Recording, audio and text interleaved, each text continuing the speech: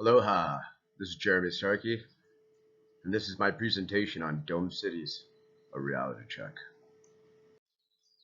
I have to admit, this week's assignment was tough. My mind drifted all over. I thought a lot about some of the great presentations I've seen in class so far, and some of the crazy ideas that we have been discussing. And that's when it hit me. Those dome cities that Mr. Soares mentioned would or could be a real possibility for our future if global warming continues on its current path. It seemed like a logical solution. I had to know. Has anyone built a dome city yet? The answer is a mixture of yes, but not really. Not on a full scale. Not as of yet. It has definitely been a hot topic among forward thinkers for a long time. In fact, a well-known architect by the name of Richard Buckminster Fuller was very adamant about the possibility of dome cities. I found this video that explains his ideas and contributions to the ideas of dome cities. Richard Buckminster Fuller was one of the most famous designers and inventors in the 20th century, who had a particular interest towards improving society with his many inventions and ideas. Spanning more than 5 decades, he developed solutions to human problems in designing technologies that do more with less. During his many years working with machinery, Fuller used his comprehensive problem-solving approach to constructing a modular home that was relatively inexpensive and easy to mass produce on a large scale for the general population. This was called the Dymaxion house. Fuller was ahead of the curve in understanding during his time that efficiencies must be created in how we develop new technologies in order to prevent a scarcity of resources and limiting negative impacts on the environment. This sustainable way of thinking that Fuller adopted in all of his design work went on to being applied to many other technologies, such as the Dymaxion car, which was a streamlined, free-wheeled vehicle that could make extraordinarily sharp turns, a compact, prefabricated, easily installed Dymaxion bathroom, and Dymaxion deployment units, which were mass-produced houses based on circular grain bins. While Dymaxion deployment units never became popular for civilian housing, they were used during World War II to shelter radar crews in remote locations with severe climates. In the middle of Fuller's life work, Fuller designed and developed one of the most significant constructions he is most well known for, the geodesic dome. This was a lightweight, cost-effective and easy-to-assemble dome structure, which enclosed more space without intrusive supporting columns that other structures bear. The geodesic dome efficiently distributed stress within the structure, thereby becoming a very strong design with the ability to withstand harsh environments. From this point onwards, Fuller gained a lot of understandings from nature by looking at how nature's geometrical patterns can be applied to the design of structures within human society, and by doing so could create huge advantages and possibilities. Today there are more than 300,000 geodesic domes around the world, ranging from shelters in California and Africa to radar stations in remote locations, as well as geodesic structures on countless children's playgrounds. In the early 1950s, Fuller concentrated lecturing on the benefits of a systems approach to problem solving. He coined the now familiar phrase Spaceship Earth to describe the integral nature of Earth's living system. Beginning in the late 1960s, Fuller was especially involved in creating World Game, a large-scale simulation and series of workshops he designed that used a large-scale Dymaxion map to help humanity better understand, benefit from, and more efficiently utilize the world's resources. Fuller's philosophy could be best summarized as being a social thinker, believing that humanity's survival is contingent upon how it manages Spaceship Earth and the resources it contains, and that creating abundance whilst doing little to no harm to the environment would help to alleviate a lot of the problems seen in the world today. His emphasis on a systems thinking approach shaped a way of thinking that adopted the idea that the world is an interconnected system with interconnected problems, and that a way to solve these problems would be to call upon collective action.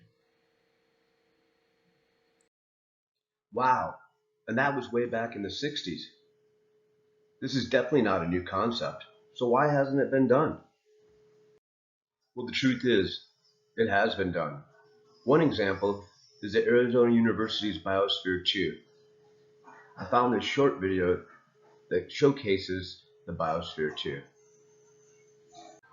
Explore a world of discovery at the UA Biosphere 2 with 3 new guided tours. Our Under the Glass, amazing 30-year history, and engaging family tours are new ways for visitors to experience the world's largest living research center, where scientists experiment with the future of food, water, energy, and health. Visit today and take an exciting journey on Biosphere 2's new theme tours. More info at biosphere2.org. It's pretty impressive, but it's far from an entire city. And maybe that is one of the drawbacks to dome cities.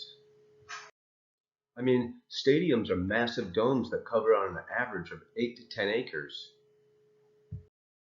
There's Malls of America. It's 96.4 acres, and you could fit 7 Yankee stadiums inside. It's still a far cry from an entire city. So I kept searching and found that in 2010, Houston, Texas proposed plans for a dome over the city to protect it from Category 5 hurricanes.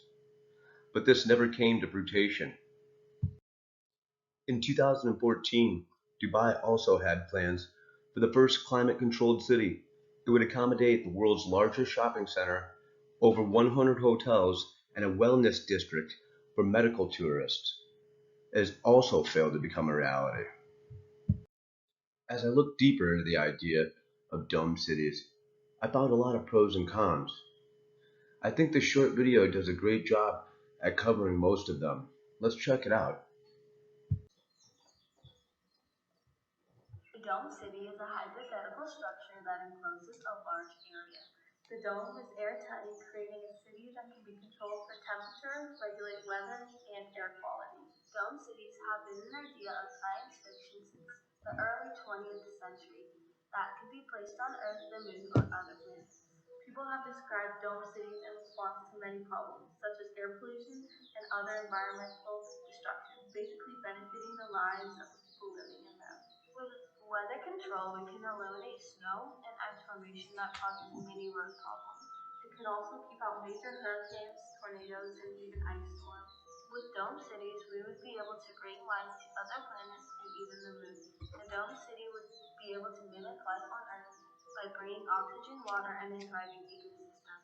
This is a cool solution to overpopulation.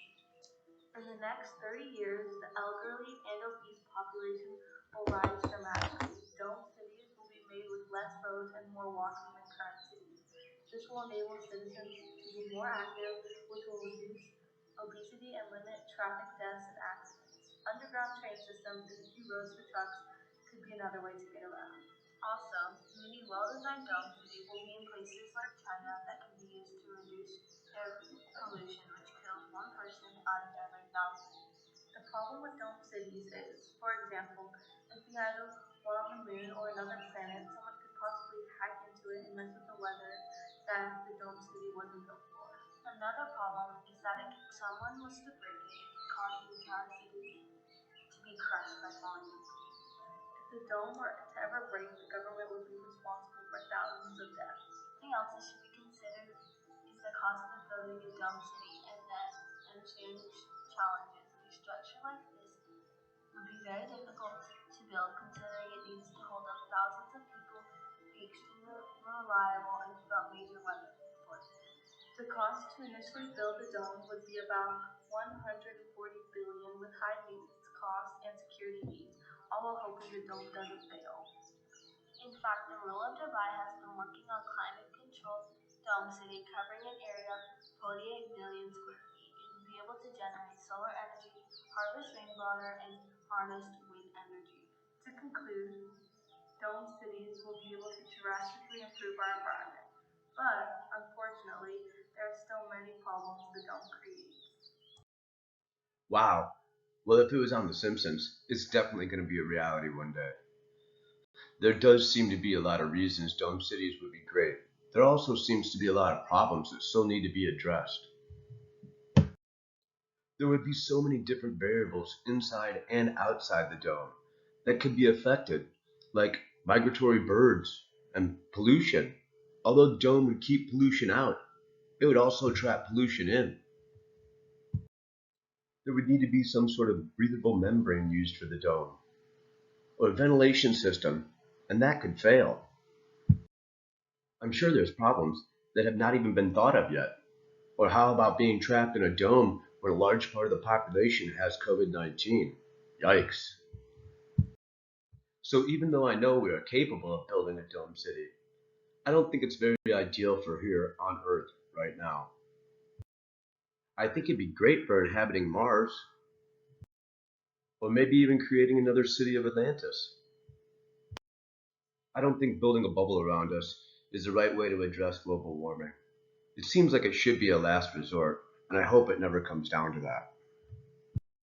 You know, the more I think about it, I come to realize there's already a dome and it covers the entire Earth. It's totally self-sufficient as long as it's not overloaded with pollution. It's our atmosphere.